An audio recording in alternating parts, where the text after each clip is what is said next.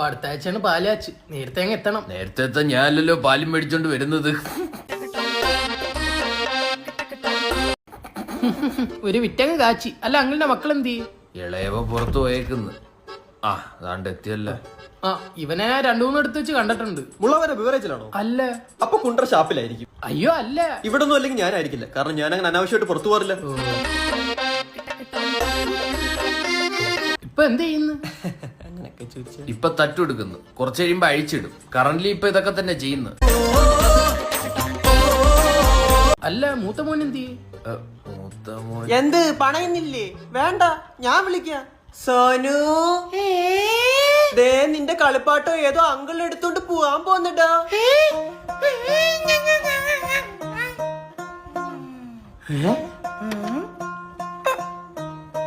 എന്റെ കളിപ്പാത്തം താതാ.